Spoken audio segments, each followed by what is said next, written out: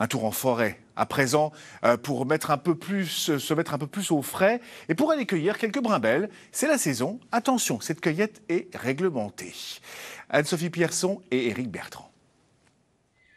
En cette fin du mois de juin, dans les sous-bois, les cueilleurs sont déjà à l'affût, signe que la saison des brimbelles bat son plein. Hop, là, ici, hop.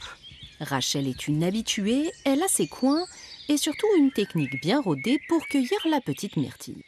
Moi, j'enroule une autre. Hop. Puis à l'œil, on va les chercher. Sur les brimbelliers, en fait, il y en a toujours une et deux. Ce qui fait que quand on en a roulé une, on va rechercher une autre.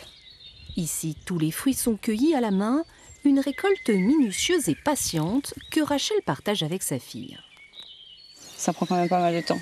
Alors pour aller plus vite, Anaïs a elle aussi son astuce, un seau attaché à la taille. C'est la technique des anciens. Les grands-parents faisaient comme ça. Du coup, j'ai pris la même technique. C'est pratique, comme ça on n'a pas de seau à la main, on a les deux mains libres. Et ça va plus vite. Ça va plus vite. En quelques heures, plusieurs litres de brimbelles vont être ramassés. Le jour J, on est là. Voilà. Mais tous les ans.